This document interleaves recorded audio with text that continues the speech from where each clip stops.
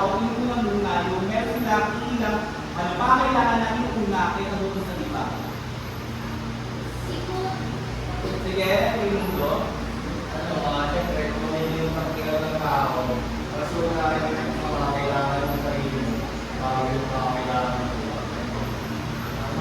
Sige, ano po? Sa akin, dahil sa gusto mong malalaki na sa bata, maaaring hindi ba lang sa isa, pero kung sa tao yung mahalaga yun, gusto nyo maranasan, hindi mo naranasan, kaya gusto nyo yan. So, ayan po. So, sino pa may kasagutan? Tingnan mo ito. So, bakit tingin mo ba ibang tao na mas inuuna ang ilang pangailangan kaysa nabuto sa iba? Kasi yung mga bagay, bakit inuuna ng tao yung pangailangan tao sa iba? Kasi yung mga kailangan, pinakakailangan ka para mabuhay. So, ayan, mahusay yan si Nico. So, tama yung mga nasagot. So, yung may mga tao na mas inuuna ang ibang pangailangan o mas kanya pinupunan muna yung ibang pangailangan para magalaw siya ng lakas at mas mabuhay sa pang-araw-araw. So, yun yung napaliwanag ni Abraham Maslow sa kanyang hierarkiya ng pangailangan. So, sino ba si Abraham Maslow? So, isa siyang American psychologist na naghayag na ang mga pangailangan ng tao ay may iba't ibang degree ay sa kakayahan ng tao na may kumain sa kapapara nito. So, sinasabi ni Abraham Maslow na ang pangailangan ng isang tao ay may mga sinusundang antas. So, kailangan ng isang tao na unan muna ang pinakamababang antas bago ang pinakamataas nito. So, nung tayo ay nagwalay-walay noong nakaraang pakikita natin, nagkaroon ako ng takdang-araling sa inyo kung saan natin ko kayo sa 5 pakta para magsaliksik tungkol sa mga antas ng hierarkiya ng pangailangan ng Abraham Maslow at kayo ay bigyan ko na mag-isip ng isang malikhaing presentasyon para sa inyong mga antas. So, ito na ang panahon para ipakita ninyo ang inyong mga ginawa sa ating papasagawain. So, ito ang gagawin ng bawat pangkat. Sa unang pangkat, role playing at ipapaliwanag nila ang physiological needs. Pangalawang pangkat naman ay needs reporting kung saan kanyang ipapaliwanag ang safety needs. Pangatlong pangkat naman ay talk show kung saan ipapaliwanag niya ang love and loneliness. Pang-apat naman ay ang panel discussion kung saan ang needs ang kanyang ipapaliwanag. At ang limang pangkat ay gagawa ng isang monologue tungkol sa style of ang qualification. So, narito, bigay ko sa inyo ang rubrics ng ating pamantayan. Ngunit sa kanina umulit sa inyo ang ating criteria. So, sa nilalaman, meron tayo 45 points. Kalinawan ng pagkakahayag, 30 points. Pagkamali hangin, 12 points. Sa buong presentasyon, 15 points. So, bigyan ko lang kayo ng 2 minuto para i-finalize inyong presentasyon at 2 minuto din sa inyong presentasyon. So, pumunta na lang tinilig sa bawat grupo.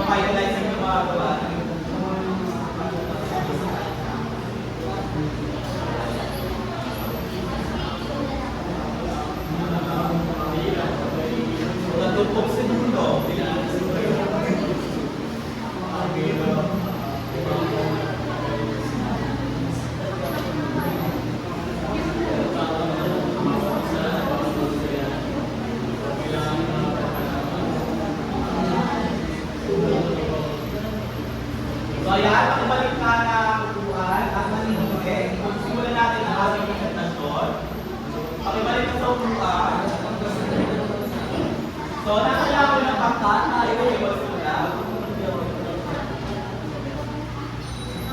So, masiupo ang lahat.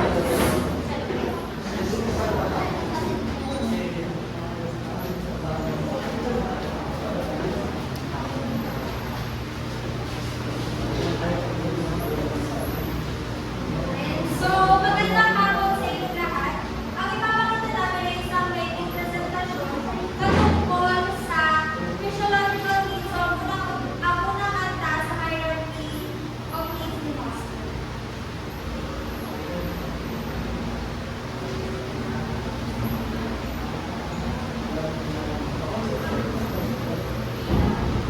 Miss, hindi ako masyadong nakapag-focus sa lecture kahapon. Hindi kasi ako nakakain ng muna eh. Tapos kagabi, sobrang init. Wala kami kuryente.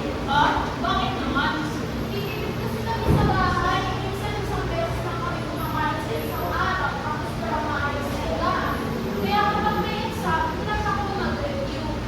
Mukhang may malalim kayong pinag-uusapan, Ana. Ano yun? Ma'am, nagkikwento lang po ako kay Miss. Nahihirapan po kasi ako minsan na mag-aral dahil sa makulangan ng pagkain at hindi maayos na paaralan. Alam mo ba, Ana, na ang iyong nararanasan ngayon ay isang halimbawa ng unang kanta sa hierarchy of needs na Abraham Maslow, ang physiological needs o pangunahing pangangailangan. Ano po iyon, ma'am?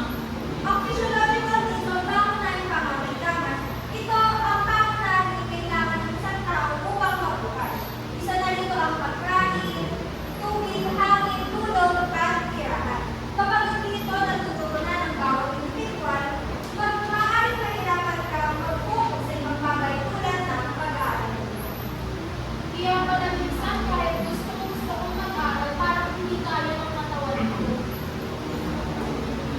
Tama. Alam niyo ba kahit ni Maslow, kailangan mo nang matutunan ang pangunahing pangangailangan ng physiological needs upang mas makapagpatuloy sa mataas na antas ng pangangailangan tulad ng seguridad, pagmamahal, at pagpapahalaga sa sarili. Kaya pala, kapag busog ako at nakatulog ng maayos, mas nakakapag-focus ako sa klase. Yes, tamang-tama. Kaya mahalagang matutunan unang pangangailangan para tayo lumago at pumunlad sa ating buhay bilang isang tao. Salamat po, ma'am. Mas naiintindihan ko ngayon ang unang antas ni Abraham Maslow. Kaya tayo mag-resist. Dahil maraming salamat po. So, susunod naman ang kalawang pangkat. Naman ito yung magbigay ng iyong presentasyon.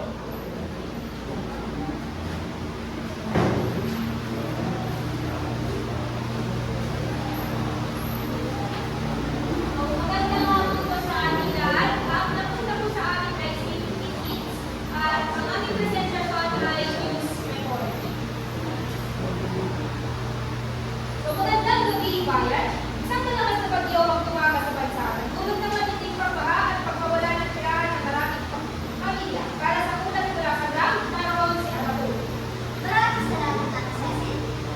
Narito po tayo sa isang evacuation center kung saan nanatili ang biktima ng bagyo. Kasama ko po si Nagat. Kamusta po kayo?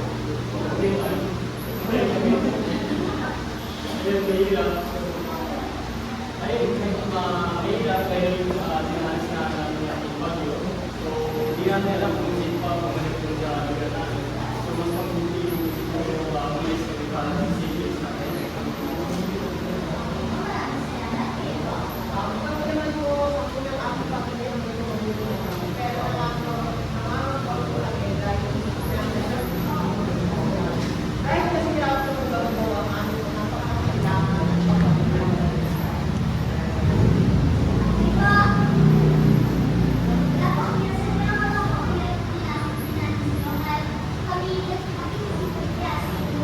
salamat.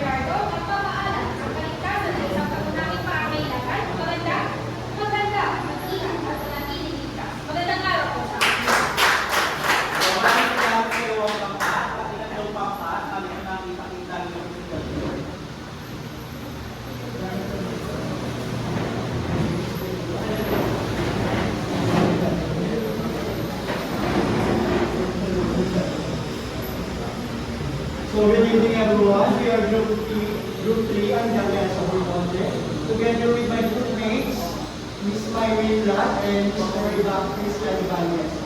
So, ang gagawin namin ay talk show na matungkol sa tatlong anak, which is yung love and belongingness. So, lights, camera, action. Magandang araw, mga kaibigan. Nandito tayo sa usaping damdamin, kung saan pag-uusapan natin ang isa sa mahalagang pangangailangan ng tao ayon kay Abraham Maslow, ang love and belongingness, o ang ating pangangailangan sa pagmamahal at pagtutugnayan sa iba. Kasama natin ngayon si Talina at Mark upang ibahagi ang kanilang karanasan. Lina, naranasan mo raw ang pakiramdam ng pagiging outsider. Paano ito nakaka-apekto sa iyo?